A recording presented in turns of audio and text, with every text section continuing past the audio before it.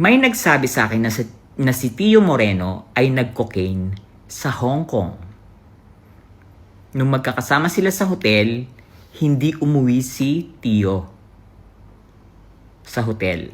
Parang may sinamahan si Tio. Tapos nung pagbalik ni Tio, nagkwento si Tio na nag-cocaine daw sila nung kasama niya. Ang nagsabi sa akin, alam niyo kung sino? Kakilala ni Joey. Hindi yung kasama niya sa kwarto ha. Ibang tao, may pinagkwentuhan siya. Tapos sinabi sa akin, Tio, tinatraidor ka rin yan. Huwag kayong naniniwala dyan. Pansinin nyo, si Joey ang sumira sa DDS kaya nagkagulo-gulo. So, eto na nga guys, itong si Peebles ay nagsalita na dahil itong si Joey pala ay traidor. Tinraidor po siya sa GC, you know? So, eto, binuking po ni Peebles si Joey. Si Joey daw ay traidor, pati daw itong si Tio Moreno ay sinisiraan nito. At hindi lang po yan, itong si Libag daw ang tawag nila dito kay Joey. Isa din daw po ito sa nagpapagulo sa mga DDS vloggers at mga supporters. Pansin nyo ba na nag-away-away ngayon ang mga DDS dahil daw po yan kay Joey. At si Joey daw ay isang warriors at defenders ni Amy Marcos. Ayan, kaya pala galit na galit etong si Joey kay Maharlika dahil si Maharlika ay yun nga no, lagi niyang binabanatan itong si Amy Marcos. At hindi lang daw yan po guys no, pati si Teo Moreno sinisiraan daw ni Joey patalikod at may proof po, may pinaparinig pong audio itong si Joey ay si Peebles sa kanilang GC. At alam niyo ba guys, na minamarites daw po ni Joey itong si Teo Moreno na nagko-cocaine daw di umano ito noong pumunta sila sa Hong Kong. Naku po! So ito po yung video guys, panoorin po natin at kayo lang po ang humusga. Paisa lang ulit. Ang kukulit. Alam niyo naman, wala akong pakialam sa kahit anong gusto nyong gawin kayo mga vloggers ng DDS. Basta wag nyo lang babanggitin yung pangalan ko, wala akong pakialam. Nag-away-away kayo, hindi ko pinost. Ikaw, Joey, nalaman ko, napapanood ko na nagmamariwana ka pala, nagdodroga ka rin pala, pinost ko ba? Hindi ko pinatulan kasi walang kwenta. Waste of time. Yung mga ganyang eksena, napakababaw. Diyos ko, kung gusto mong magdroga, magmariwana ka. Kung gusto ko rin magsashabu ako as long as hindi natin hinihingian ng isa't isa. Hindi ako humihingi ng pera sa'yo, hindi ka humihingi ng pera sa akin. Gawin mo yung gusto mo. Pero kasi may nakarating sa akin. Napakasinungaling talaga nitong babaeng to. Ayaw sana kita talagang patulan kasi yung tawag dito waste of time ang pagpatol sa'yo kasi sinungaling na tao ka. Alam mo ba, tinanong ako nun ni Maharlika kung ano masasabi ko sa'yo. Sabi ko, ayoko sa'yo. Hindi yung ikaw yung may ayaw sa akin. Dahil hindi naman ako yung lumapit sa inyo, di ba? Ako ba lumapit sa'yo, Joey? Hindi. Si Maharlika, sinabihan ako na jumoin ako sa Maisog, Bulacan. Ayoko. Pero nakiusap si Maharlika. Alam mo yan, Maharlika. Alam mo yan. Hindi ako magsisinungaling. Ngayon, may nag-send sa akin ng voice record. Joey, play natin. May ugali po kasi yan si Pebbles na kapag hindi mo siya pinagbibigyan, aawayin ka niya. Okay, narinig nyo, di ba? Meron daw akong ugali na pag hindi ako pinagbibigyan ay aawayin ko siya. Joey, ano yung hiniling ko sa'yo? Meron ba akong hiningi sa'yo? Maglabas ka nga ng resibo. Maglabas ka. Wala akong hiningi sa'yo, bakla. Pinapunta pa nga kita ng birthday ko. Di ba? Invited ka. Nagsama ka pa nga. Hindi ka man lang nagsabi. Ano yung hiningi ko sa'yo na hindi mo ako napagbigyan at inaway kita? Pakiklaro, ha? O, ituloy natin yung susunod. Kasi iniwasan ko yan si Pebbles. As in, nung nagkaroon ako ng mga encounter sa kanya, nakita ko na yung pag-uugali niya. So ayoko. So iniwasan ko siya. Ayun daw. Nung nagkaroon daw siya ng encounter sa akin, iniwasan niya raw ako. Kaya daw nagalit ako sa kanya, ganyan. Encounter. Wala akong natatandaan na nag-away tayo. Ang natatandaan ko lang is, nung nasa Hong Kong, hindi naman tayo magkaaway. Magkausap pa tayo. Ang kaaway ko nun ay si V. Hindi ako sumama sa dinner. Tapos, kinabukasan, nung nagkita na tayo dun sa Maisog, hindi mo na ako kinakausap.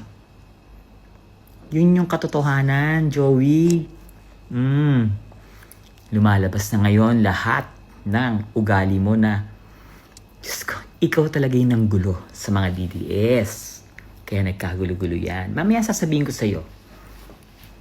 Pakinggan pa natin. Wala tayong naging encounter. Wala tayong naging away. Kasi bago pa man ako nag-post at umamin naman ako doon na ako yung unang nag-post.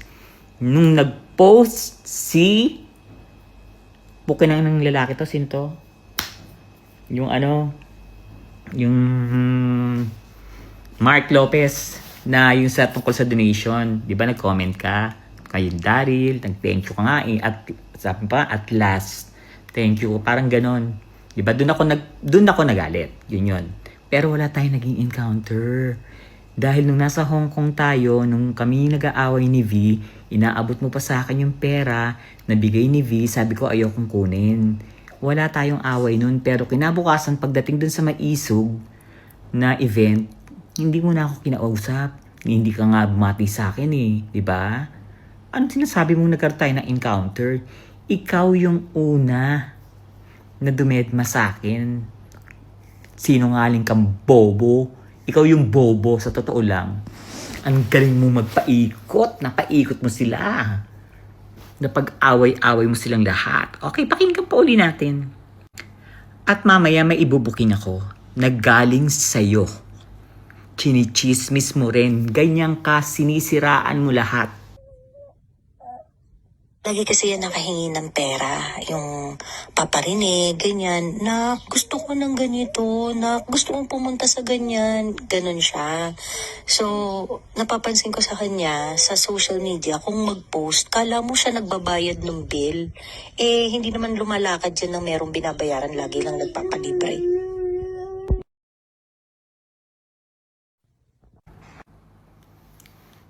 O, narinig nyo?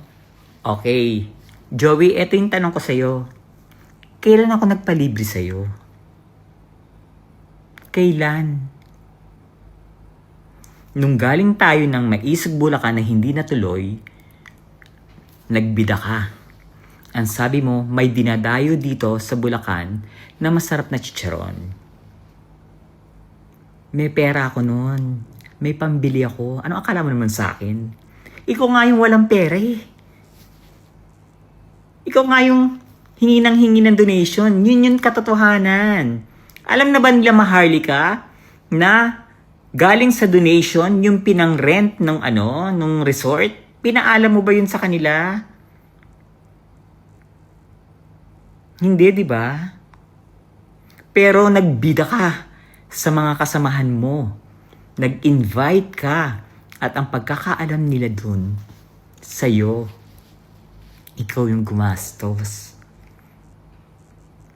Una pa lang, sinasabi ko na yan na hindi kita bet. Kitang-kita ko sa tabas ng mukha mo. Tsaka kapag napapanood kita noon sa mga yung mga TikTok mo na ayaw mong nagpapatalo. Na parang, na ikaw gusto mo, ikaw lagi yung tama. Tapos, magpapaakyat ka ng alam mong matatalo mo, pero kapag talo ka, pabababain mo. Diba? Ayoko talaga sa'yo. Yun yung katotohanan. Unang-una, hindi ako nagpalibre sa'yo. At hindi ko ugaling mag-post ng mga bagay na sasabihin ko na ako yung gumastos, ganun, ganyan. Hoy, babaeng libagin. Nag-Japan ako for 23 years. Yung mga sinasabi mo na, nak, gusto ko yan, nak, gusto ko yan. Ano yung bagay na hiniling ko sa'yo na gusto ko yan? Wala.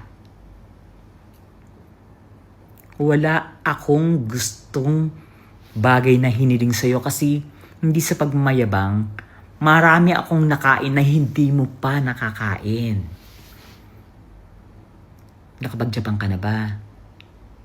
Nakapag-Disneyland ka na? Kaya wag kang sinungaling. Alam nyo, kayong mga naniniwala dyan sa taong yan, alam nyo yan, kahit pumunta kayo sa wall ko. At lagi kong sinasabi yan na wag nyo lang babanggitin ang pangalan ko. Wala akong pakialam. Nalaman ko nga na nagmamariwana ka, hindi ako nakialam, Joey. Nag-aaway kayo nila mga Harley ka, hindi ako nakialam. Pero ngayon may sasabihin ako sa'yo. May sasabihin ako sa inyo. May nagsabi sa akin na si Tio Moreno ay nag-cocaine sa Hong Kong. Nung magkakasama sila sa hotel, hindi umuwi si Tio sa hotel. Parang may sinamahan si Tio. Tapos nung pagbalik ni Tio, nagkwento si Tio na nag-cocaine daw sila nung kasama niya. Ang nagsabi sa akin, alam niyo kung sino? Kakilala ni Joey. Hindi yung kasama niya sa kwarto ha. Ibang tao, may pinagkwentuhan siya. Tapos sinabi sa akin, Tio, tinatraidor ka rin yan. Huwag kayong naniniwala dyan. Pansinin nyo, si Joey ang sumira sa DDS kaya nagkagulo-gulo. Lahat ng kumakalaban kay Aimee, inoperate niya. Kaya alam niyo na yun, babaeng libagin, sinungaling. Che! Huwag ako